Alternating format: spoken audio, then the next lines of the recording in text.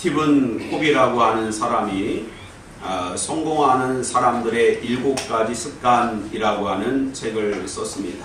그래서 많은 사람들이 자기를 개발하는 그러한 일에 아이디어를 얻기 위해서 이 책을 참 많이 읽었는데 전 세계적으로는 4천만 명이나 읽었다는 것입니다. 거의 우리나라 전체 인구가 읽었다라고 해도 과언이 아닐 것입니다. 그리고 우리나라 사람들도 이 책을 한때 다 필독서로 읽었고 한 400만 명의 독자를 갖고 있다. 그렇게 평가를 하고 있습니다. 그래서 많은 사람들이 성공하려면 정말 어떻게 하면 될까 많이 궁금해하고 그 책을 읽었는데 그 책의 핵심은 시간의 선용에 있었습니다. 어떻게 시간을 잘 보내는가. 성공하는 사람들의 특징을 보니까 시간을 허투루 보내지 않고 정말 그 시간을 계획적으로 유익하게 사용한다는 것입니다. 그 책을 보면 그래서 밥을 먹을 때에도 혼자 먹지 말고 그 시간을 좀 유익하게 채워줄 수 있는 그런 사람들과 함께 밥을 먹는 시간도 아끼면서 그렇게 자기 개발을 해라. 그렇게 되어 있는 것입니다. 그래서 많은 사람들이 그 책을 읽고 성공하는 사람들의 7가지 습관을 쫓아서 자신의 그러한 삶의 습관을 바꾼 그러한 경우들이 많이 있습니다. 유독 그 중에서요, 한 20년 동안 그 스티븐 코비의 조언을 따라서 그대로 실천하며 산 사람이 있습니다. 그렇게 20년을 사니까 세상적으로 성공했다. 그런 평가를 받았습니다. 돈도 많이 벌었고요. 그 다음에 또 세상적으로도 명성도 많이 얻었고, 그렇게 많은 사람들이 야, 저렇게 정말 살면 저 책을 쫓아서 살면 저렇게 성공할 수 있구나. 그렇게 사람들이 그 사람을 칭송했습니다. 그런데 그가 어느 날 스티븐 코비를 찾아와서 자신은 절대로 행복하지 않다. 그런 고백을 하는 것입니다. 아니 그럼 내 책대로 정말 꼼꼼하게 잘 살피며 살았냐? 정말 당신의 책대로 살았더니 돈도 많이 벌고 명성도 얻었는데 아내가 이혼하자는 거죠. 당신 얼굴 볼 수가 없다. 그리고 자녀들은 마약과 도박에 빠져가지고 자식 농사도 다 망. 돈은 많이 벌었는데 앞으로 그 돈이 이 아이들과 아내의 관계를 회복하는데 얼마나 많은 것이 들어가야 될지 모른다고. 나는 정말 행복하지 않다고 그런 절망적인 고백을 듣게 됩니다. 그때부터 스티븐 코비는 자기가 정말 성공하는 사람들의 7가지 습관은 잘못됐다라는 것을 고백하고 소중한 일부터 먼저 하라라는 책을 냈다고 합니다. 그 책을 보면 어떤 사람이 이제 사다리를 타고 자신이 원하는 지붕을 향해서 나아가는데 많은 사람들이 사다리를 얼마나 빨리 타고 올라가는 데에 관심을 갖는다. 그래서 빨리 사다리를 타고 올라가는데 올라가는 일에만 집중하다 보면 올라가서 오면 자기가 원하는 지붕에 올라가지 않는 경우가 많이 있다. 그러므로 사다리를 올바로 정확히 내가 원하는 그 방향으로 사다리를 잘 정하고 그렇게 올라가는 것이 중요합니다. 그러므로 인생에서 중요한 것은 속도가 아니라 방향이다. 그렇게 이야기하고 있는 것입니다. 우리가 빨리 살고 빨리 일을 마치고 또 빠르게 일을 진행하는 것도 중요하지만 더 중요한 것은 올바른 방향을 설정하고 그 방향대로 나아가는 것이 훨씬 중요하다는 사실을 우리는 기억해야 될 것입니다. 제가 신학교 다닐 때요, 참 답답한 친구가 한 명 있었습니다.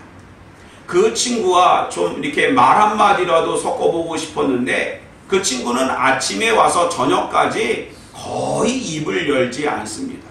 그 친구의 목소리를 들어보려면 출석 부를 때 교수님이 아무개 그러면 네. 그때에 이 친구의 목소리가 이렇구나 라고 그렇게 이해할 정도입니다. 그러다 보니 속으로 제가 생각하기에 아이고 저 녀석은 나중에 목회를 어떻게 하려고 하는, 설교를 어떻게 하고 기도회를 어떻게 인도할 것인가 걱정이 됐습니다.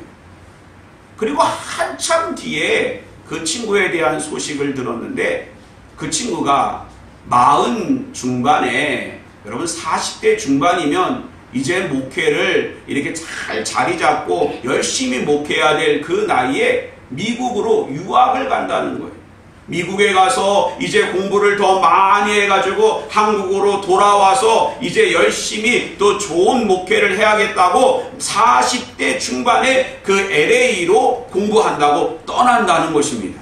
제가 속으로 또 생각합니다. 야, 40대 가서 뭐 공부를 하면 한 5, 6년은 걸릴 텐데 50대에 와서 어떻게 또 목회를 한다는 거냐. 어떻게 제가 답답해가지고 어떻게 할 수 있냐. 나머지 그러한 사람들 보니까 30대 초반에 다 유학을 갔다 오고 그 다음에 이제 40대 전에는 한국으로 돌아와서 다 목회를 열심히 하고 있는데 이제 40대 중반에 이제 한참 목회해야 될 나이에 뭐 유학을 간다는 거는 것인가, 그러한 생각을 했습니다. 그런데 참으로 중요한 것은 그 친구가 지금 돌아와서 한국에서 목회를 하고 있다는 것입니다. 저는 그것을 보면서 천천히 가더라도 방향만 맞으면 하나님께서 귀하게 쓰신다, 그런 생각을 했습니다. 여러분, 우리가 신앙의 여정에 있어서 속도보다 더 중요한 것은 방향입니다. 오늘 우리가 천천히 하루를 가더라도, 천천히 한 달을 살더라도 하나님 기뻐하는 방향으로 푯대를 향하여 달려가는 저와 여러분 되시기를 주님의 이름으로 축원드립니다. 군대에 가면 지금은 많이 달라졌지만 예전에는 꼭 배우는 훈련법이 있는데 바로 지도를 읽는 독도법을 그렇게 알아야 됩니다. 특별히 이제 보면은 군대의 지휘관이라든지 또 군대장이라든지 그 군대를 통솔하는 그러한 리더십을 갖고 있는 사람은 반드시 지도를 읽는 능력을 갖고 있고, 그 지도를 보면 지형이 이렇게 되어 있구나, 이쪽 방향으로 가야 되겠구나, 바로 지도를 읽고 그 나침반을 갖다 놓고 어떤 방향으로 올라가야 이 부대가 살 수 있고 올바른 방향으로 나아갈 수 있는가, 그러한 독도법을 익히게 됩니다. 그런데 여러분, 사막에 떨어진 부대는요 지도를 보지 않습니다. 왜냐하면 사막은 지형이 한순간에도 바뀌기 때문에 오직 나침반만 갖다 놓고 야, 북쪽이다, 북쪽으로 가야 살 수 있다 그러면 그 북쪽을 향해서만 나아가는 거예요. 그 지형을 살필 수도 없는 것입니다. 가만히 보니까 우리 인생이 사막과 같아요. 광야와 같습니다. 지형이 얼마나 순간순간 바뀌는지 모릅니다. 오늘에는 우리가 이러한 고지대가 있고 저지대가 있고 물이 있고 냇가가 있고 이렇게 평가를 내리지만, 분석을 하지만 바로 내일이면 그 모든 지형이 바뀌는 사막과 같은 그러한 것이 우리 인생입니다. 그러면 우리는 철저히 또한 하나님께서 인도하시는 그 신앙의 방향으로 분명하게 나아가야 될 줄 믿습니다. 오늘 본문은 사도 바울이 시리아 안디옥에서 바나바와 함께 선교 여행을 출발해서 나중에는 바나바와 의견 차이가 있어서 갈라서서 선교를 하긴 했지만 1차, 2차, 3차 모든 선교 여정을 다 마치고 그리고 이제 예루살렘을 향해서 나아가고 있는 것입니다. 그가 신앙의 방향, 그리스도인으로서 주의 제자로서 하나님의 사도로서 분명한 삶의 방향을 가지고 나아가고 있는 것입니다. 그런데 문제는 무엇이냐 하면 23절 말씀 우리 한번 같이 한번 읽어보겠습니다. 시작. 오직 성령이 각 성에서 내게 증언하여 결박과 환난이 나를 기다린다 하시나. 여러분, 예루살렘에서 무엇이 기다린다고요? 결박과 환난이 기다리고 있다는 것입니다.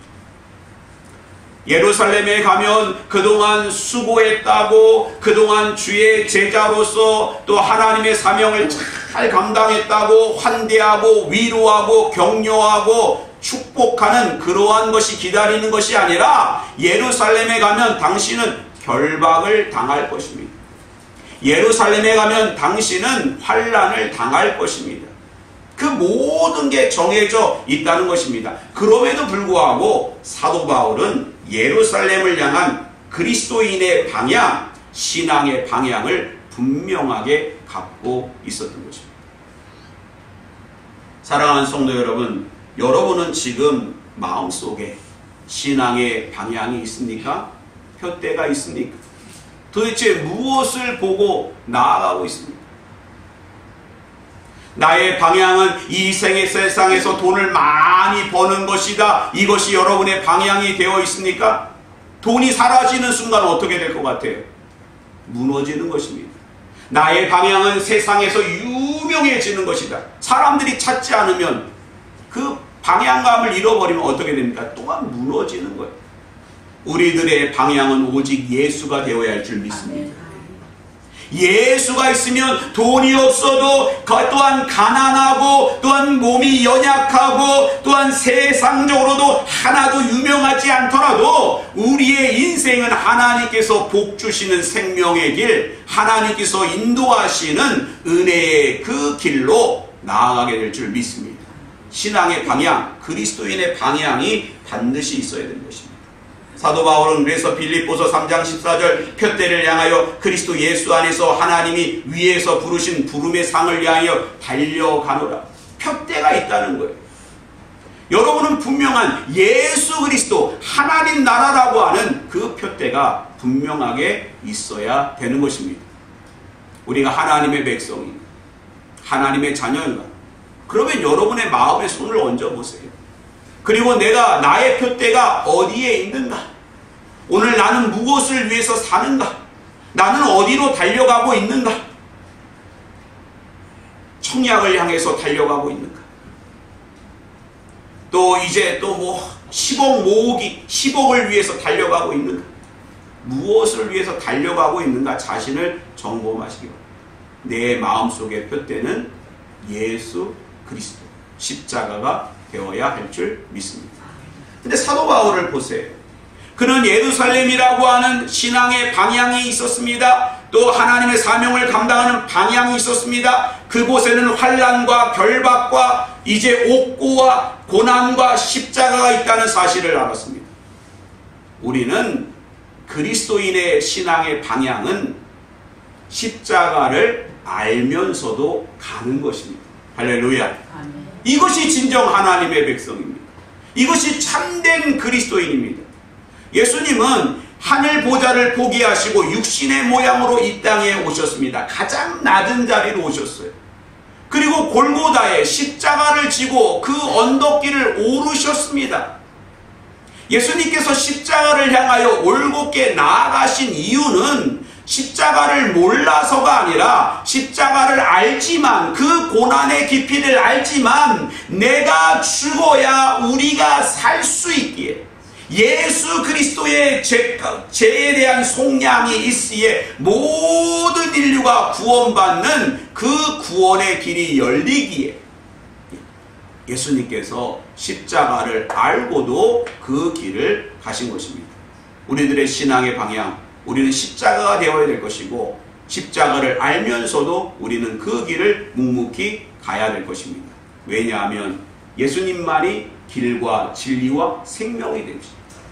그 길로 가야만 우리는 생명을 얻을 수 있기에 우리는 그 길을 묵묵히 나아가야 될 것입니다. 그러므로 그리스도인들에게 신앙의 방향은 너무너무 중요한 것입니다. 우리는 어떻게 그 신앙의 방향을 유지할 수 있을까요? 얼마나 그것이 우리에게 중요할까요? 17절 말씀 우리 한번 같이 한번 읽어보겠습니다. 시작. 바울이 밀레도에서 사람을 에베소로 보내어 교회 장로들을 청하니. 사도 바울이 모든 선교 여행을 마치고 이제 에베소를 또 이렇게 이제 경유해서 예루살렘으로 가게 되어 있는데, 에베소까지 올라가지 않고 그 아래 한 40km 떨어져 있는 밀레도라고 하는 곳에서 사도 바울을 이제 배웅하려고 하는 에베소 교회 장로들을 초청하게 됩니다. 그런데 이 장로들은 도대체 누구일까? 우리는 한번 묵상하게 됩니다. 여러분, 에베소 교회는요, 사도 바울이 19장에 가서 에베소 교회에 가보니까 제자들이 그를 맞이했습니다. 근데 그 제자들과 함께 이제 하나님의 말씀을 묵상하고 예수 그리스도에 대한 이야기를 나누는데 마음이, 사도 바울의 마음이 평안하지 않습니다. 그 마음에 기쁨이 없습니다. 그 마음에 감사가 없습니다. 왜냐하면 영과 영이 통하지 않았기 때문에. 그래서 사도 바울이 이야기합니다. 너희가 믿을 때에 성령을 받았느냐? 우리는 성령이 있는 것조차 알지 못하나이다. 그럼 너희는 무슨 세례를 받았느냐? 요한의 세례를 받았습니다. 그러니까 그들의 신앙적인 수준이 세례 요한이 요단강에서 회개하라 천국이 가까이 왔느니라, 이 독사의 자식들아, 그렇게 하나님 나라를 선포할 때 이제 우리가 회개하고 하나님께 나아가보자 라고 예수 그리스도를 향하여 첫 발을 띈 그러한 사람들이지, 말만 제자이지 진정 주의 제자가 아니었던 것입니다.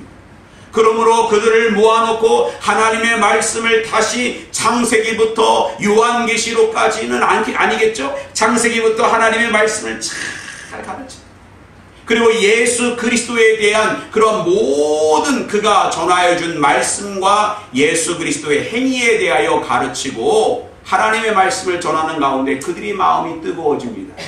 사도 바울이 그들에게 안수합니다. 성령이 임하십니다. 그들의 신앙의 방향이 이제는 올곧게 그 방향을 선정한 거예요. 방향이 제대로 되니까 그렇게 한 몇 달이 지나고 몇 년이 지나고 나니까 그 에베소의 제자라고 무늬만 제자였던 사람들이 이제는 어떤 사람이 되었을까요? 에베소의 장로가 된 거예요. 여러분, 우리가 예수만 믿고 10년, 20년, 30년 지나는 것이 중요한 것이 아니라 정말 우리의 신앙의 방향에서 표대를 제대로 정하고 예수 그리스도를 올곧게 바라보고 오늘 한 걸음 한 걸음 시간이 걸리더라도 올곧게 나아가는 우리 모두가 되시기를 주님의 이름으로 축원드립니다. 네. 여러분, 솔로몬을 보세요. 솔로몬의 즉위 초반에 기브온 산당으로 올라가서 1000번제를 하나님께 드립니다. 그리고 하나님께서 그 솔로몬을 기뻐하시고 네가 무엇을 구하기를 원하는가? 네가 원하는 건 내가 다 들어주리라. 그때 이 솔로몬은 뭐라고 하냐면 나는 정말 어린아이와 같다. 지혜로운 마음을 달라. 지혜로운 말라. 이 백성을 다스릴 수 있는 지혜로운 마음을 달라. 듣는 마음을 달라. 하나님은 그를 축복하셔서 그가 구하는 지혜로운 마음도 주셨고 모든 부와 명성과 또 가장 그렇게 강성한 나라를 허락하신 것입니다. 왜 그랬을까요? 출발이 제대로 됩니다. 방향이 맞은 거예요. 오늘 우리는 신앙의 방향이 맞아야 될 줄 믿습니다. 두 번째로요, 22절 말씀 우리 한번 같이 한번 읽어보겠습니다. 시작. 보라, 이제 나는 성령에 매여 예루살렘으로 가는데 거기서 무슨 일을 당하는지 알지 못하노라. 정말 중요한 것은 신앙의 방향이 맞아야 되고요, 우리는 늘 그 신앙의 방향이 흔들리지 않도록 올곧게 나아갈 수 있도록 점검해야 됩니다. 그런데 우리의 의지와 결단으로 안 되는 거예요. 십자가를 알고도 어떻게 그 길을 묵묵히 갈 수 있겠습니까? 성령에 매여 갔기 때문에 사도 바울이 그 길로 나아간 것입니다. 사도 바울이 이제 모든 여정에 예루살렘 가까이 가이사랴라고 하는 곳에 도착합니다.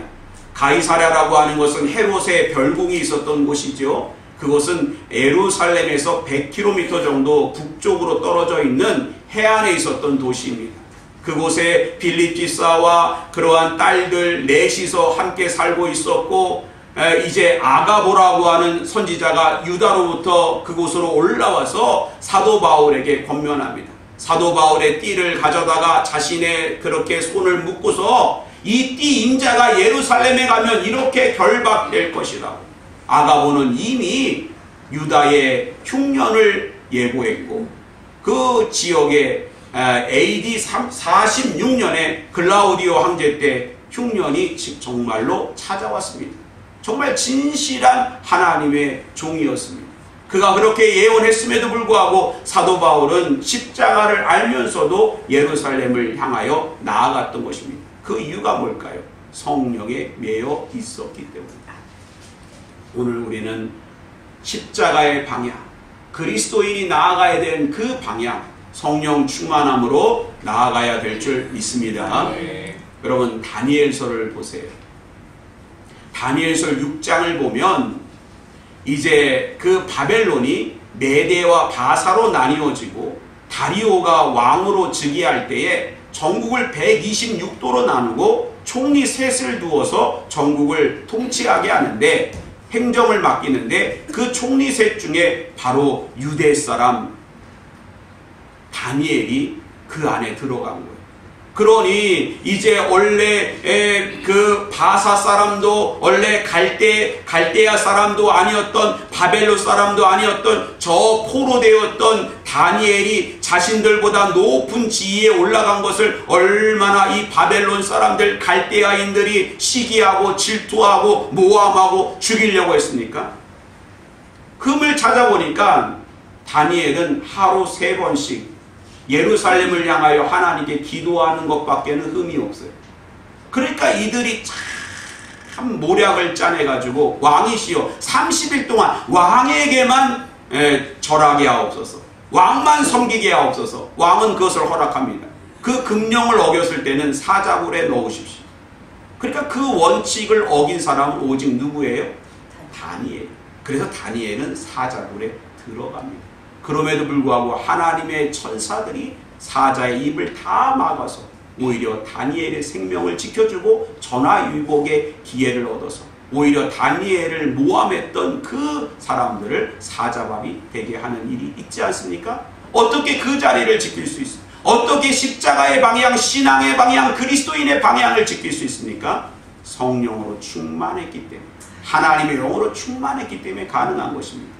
오늘 우리는 묵묵히 성령 충만함으로 그 길로 나아가는 저와 여러분 되시기를 주님의 이름으로 축원드립니다. 네. 마지막으로 24절 말씀 우리 같이 한번 해보겠습니다. 시작. 네. 내가 달려갈 길과 주 예수께 받은 사명 곧 하나님의 은혜의 복음을 증언하는 일을 마치려 하면은 나의 생명조차 조금도 귀한 것으로 여기지 아니하노라. 사도 바울이 어떻게 신앙의 방향 흔들리지 않고 표대를 향하여 달려가고 주저함이 없이 하나님의 사명을 감당할 수 있었을까? 바로 성령의 매. 또 한 가지는 사명의 사로 잡혔기 때문입니다. 은혜의 복음을 전하는 일에는 생명조차 아끼지 않는다. 많은 사람들이 사도 바울이 에베소까지 올라가지 않은 이유는 죽음을 두려워해서 에베소에는 사도 바울을 죽이는 사람들이 많기에 그렇기 때문에 피한 것이다 라고 말하지만 사실이 아닙니다. 사명, 빨리 예루살렘에 가서 그들을 위로하고 다시 로마로 가서 그 가이사 황제에게 이제 항소하고 기소해서 전 세계에 복음을 전하려고 하는 그 사명이 있었기 때문에 예루살렘으로 묵묵히 나아갈 수 있었던 것입니다. 오늘 우리는 신앙의 방향을 정하고 성령에 매여 사명에 매여 나아가야 될 줄 믿습니다. 연예인 중에 참 귀감이 되는 친구가 있는데, 여러분 저도 설교 가운데 한 여러 번 언급한 것 같아요. 션이라고 하는 친구입니다.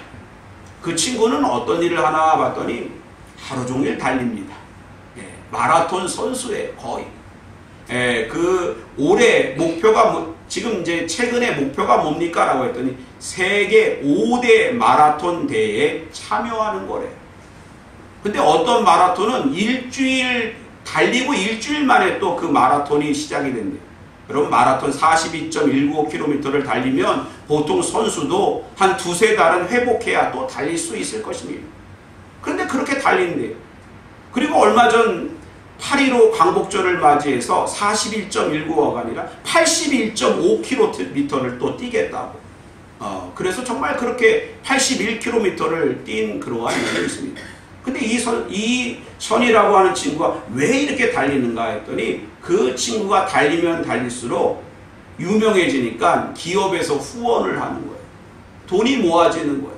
근데 그 돈을 모아서 뭐하나 했더니요, 누게릭 요양병원을 세웠다는 거예요. 처음에 그러한 비전을 가졌을 때 사람들은 야, 네가 아무리 뭐 42.195km를 달린다고 해서 그 수백억이 드는 병원이 세워질 수나 있겠냐? 사람들이 웃었습니다. 근데 정말 세웠다는 거예요.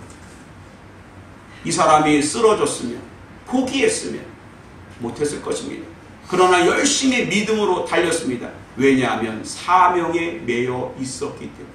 내가 누게릭 병원을 통하여 수많은 어려운 이웃들, 어려운 사람들 고침받게 하고 위로받게 하고 소망을 얻게 하고 그런 일을 감당해야겠다고 하는 사명이 있었기 때문에 81.5km 그 이상도 달릴 수가 있는 것입니다. 사랑하는 성도 여러분, 우리는 속도가 아닙니다. 방향입니다. 표대를 향한 신앙의 방향이 있어야 되고 성령에 매여 사명에 매여 오늘 우리는 한 걸음 한 걸음 나아가는 우리 모두가 되시길 주님의 이름으로 부탁을 드립니다. 기도하겠습니다.